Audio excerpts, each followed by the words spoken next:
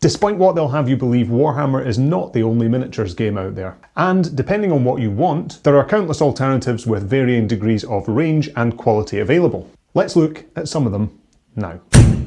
As I talk about these alternatives, and to make sure that this list isn't thousands of games long, I have a few prerequisites that I think will help us find some good alternatives. First of all, I'd like to find games which have miniatures that you can collect. There should be a wide range of minis that can be collected separately to the core game. We're not just talking about single box games because there are just going to be too many to cover. And actually, you can just find your local gaming store and ask them for that sort of thing. I'm also sticking to miniatures games where you at least need to build and or paint the miniatures, since that is part of the reason I and other people like Warhammer and Games Workshop games. And before I start rattling these off, this video is just to give you somewhere to start looking. A quick reference. A video blog post, if you will. I can't go into all the game systems or cover all the miniatures in detail, so hold on to your dice because this one is going to go fast. I have linked them all in the description below so you can treat that like a big old list to get you going. So starting geographically close to Warhammer World, we have Warlord games. Warlord make historical miniature games, so you have Bolt Action, which is a World War II based game. Generally it's troops and tanks, but there is a spin-off game called Conflict 47 with some pretty cool mechs and crawlers too. Warlord also make older historical games such as Black Powder or Hail Caesar, which are a smaller scale. If you want mythical, they have a few series like Mythic America's Warlords of Erewhon and Slain and Sci-Fi. If Sci-Fi is more your bag, then they do a Judge Dredd game and a handful of others. Atomic Mass, if Marvel or Star Wars is your bag, then you might like the look of Atomic Mass games, who do Marvel Crisis Protocol and a range of Star Wars games from the popular Legion game to the newer Shatterpoint, as well as their pre-painted X-Wing game. CMON, if a Game of Thrones is more your bag, then there is A Song of Ice and Fire, the miniatures game from CMON, which is Cool Mini or Not for those who remember that website. CMON do a number of games, some bigger than others. They also do a Marvel game in the chibi style called Marvel United, which comes with less in the way of boxes to collect or expansive armies, but is still more than just the core box. Their miniature games are A Song of Ice and Fire, Dark Age and Wrath of Kings.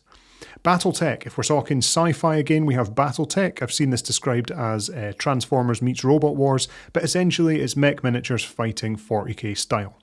Infinity, there's also Infinity made by Corvus Belli, which have some really cool looking futuristic minis and loads to collect, build and paint. Corvus Belli also have a newer offering called Warcrow, which is their medieval fantasy offering. Warmachine, alongside God Tier and Guild Ball, is another 40k-esque game from Steamforged called Warmachine. This edition is Mark IV, again some beautiful miniatures and factions to collect, some very Warhammery looking bits in here. I will likely do an extended video on this one since it looks like a good one to pick up, and Steamforged are doing some great miniatures these days. Blood and Plunder. Going back to the historical side of things, Firelock Games make a few. One of their notable ones is Blood and Plunder, which is a 28mm scale pirate-based game, but they have a range of historical miniature-based war games available. Kingdom Death. Now, I'm told the gameplay is unique and the miniatures certainly are. We have Boutique Nightmare Horror from Kingdom Death. They have some rather revealing miniatures, but many which are less suggestive if that's not your fun bag. The quality of the miniatures is particularly impressive with some insane pieces to make and paint. Malifaux. If gothic horror and fantasy is your bag, then there is also Malifaux. I know it's Malifaux, from Weird Games. Legends of Signum. More fantasy can be found in Signum Games' Legend of Signum, who also make Fantasy Commander and some pretty nice looking sci-fi miniatures. Fallout, back to franchises, and we have a couple of Fallout games called Wasteland Warfare and Factions, made by Modiphius Entertainment, and they do a range of other games, including the Worms miniature game, which is great fun. All available on their website. Bellum. We have Conquest from Bellum Games, which looks quite Age of Sigmar-y if you're keen for something more on the fantasy side. And lastly, Moonstone, made by Goblin King Games. Moonstone is a fantasy miniatures game with some brilliant mini sculpts, which you may have already seen kicking around.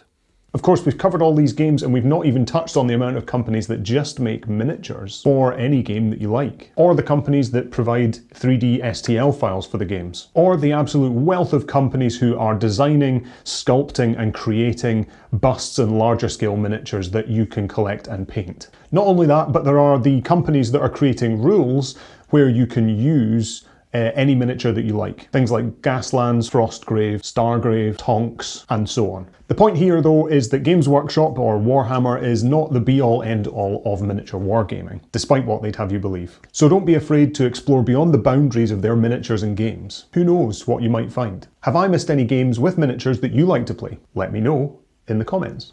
I'd love to find more, and I'm sure I can end up doing a part 2 to this video soon enough. And if you click subscribe for free, then hey, you will be one of the first to find out when that video appears.